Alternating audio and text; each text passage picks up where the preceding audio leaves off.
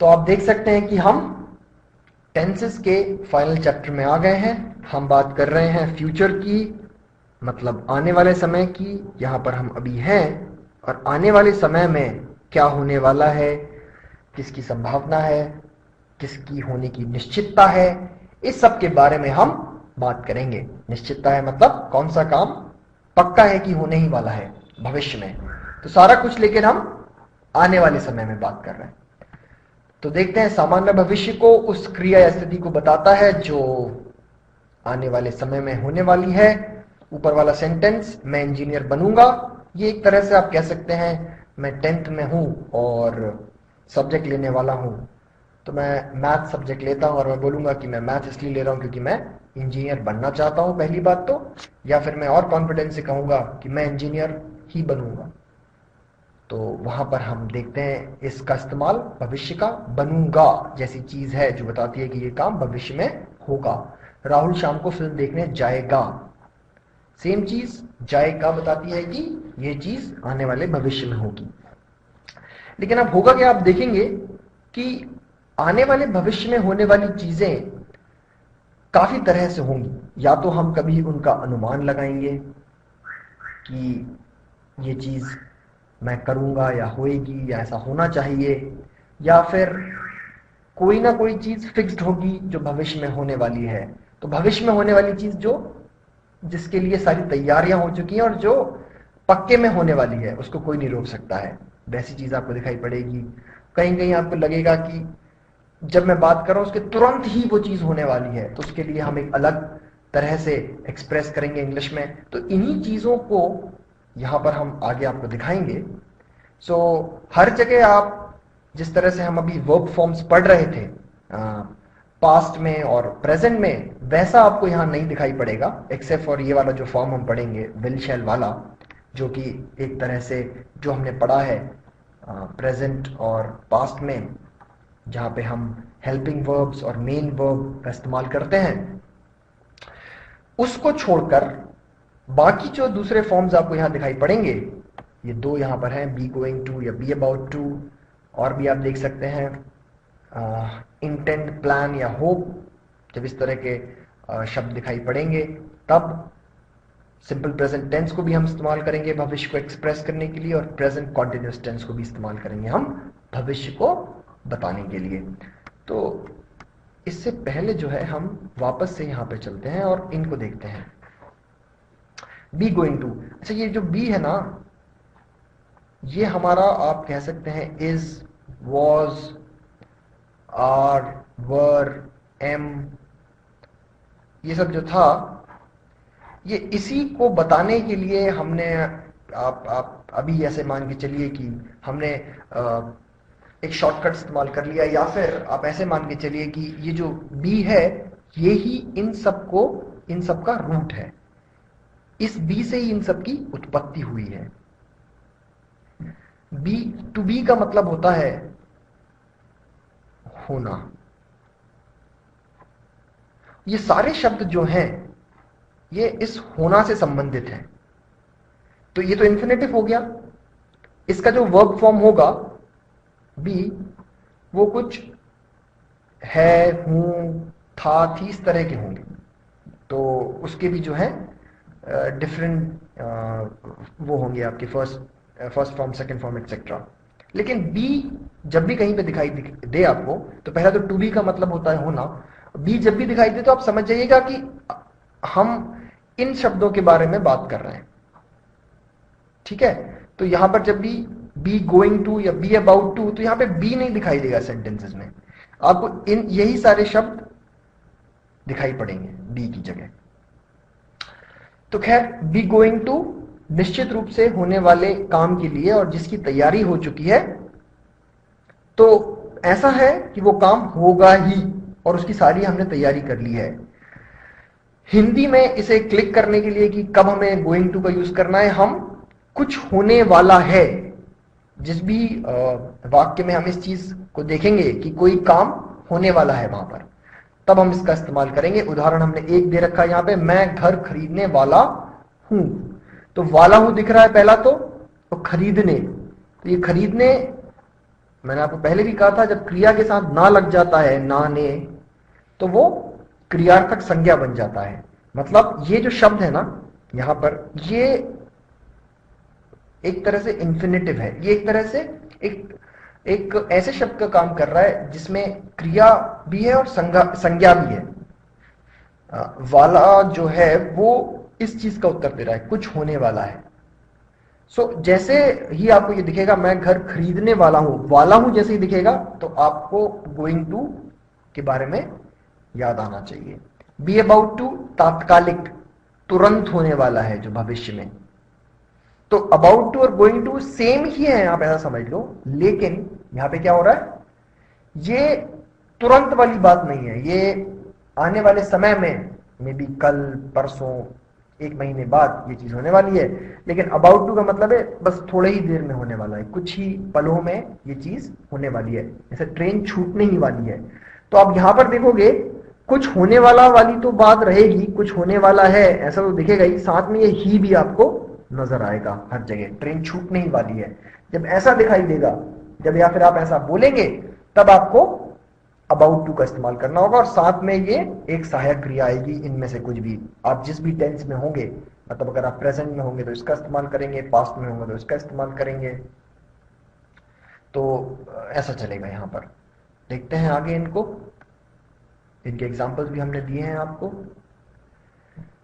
जब इरादा, निश्चय, योजना या आशा, इस तरह के वाक्यों से आप अपने वाक्य को शुरू करते हैं, जैसे कि मैं आशा करता हूं कि यह आपकी मदद करेगा, तो यहां पे यह जो है वो हम किसी चीज के बारे में बता रहे हैं, किसी चीज का क्लू है या कुछ इंस्ट्रूमेंट है जो हमने उन्हें दिया है, और हम कह रहे हैं कि ये जो है आपकी मदद करेगा।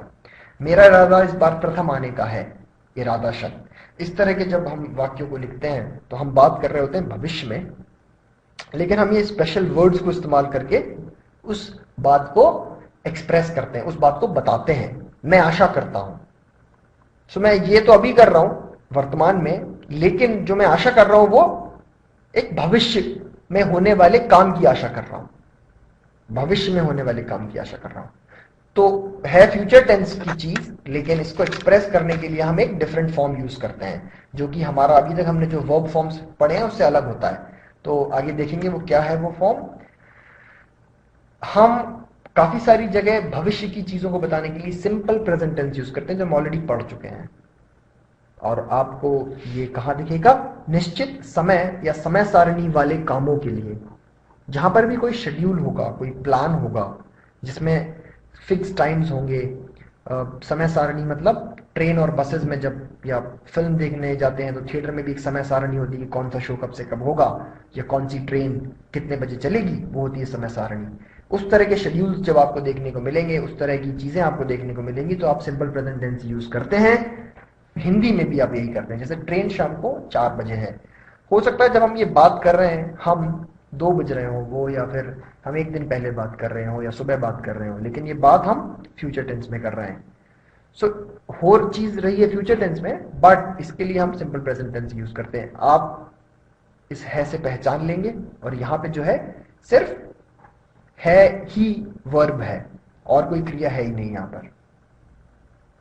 तो ये हम आपको बता चुके हैं। सिंपल प्रेजेंट टेंस में अगर मेन वर्ब नहीं होता है और एंड है से और क्रिया सिर्फ है होती है, तो वो सिंपल प्रेजेंट में होता है, तो आप पहचान सकते हैं। प्रेजेंट कॉन्टिन्यूअस टेंस में भी देखेंगे आप भविष्य में निश्चित रूप से होने वाले कामों के लिए जिसमें भविष्य के समय की जानकारी है।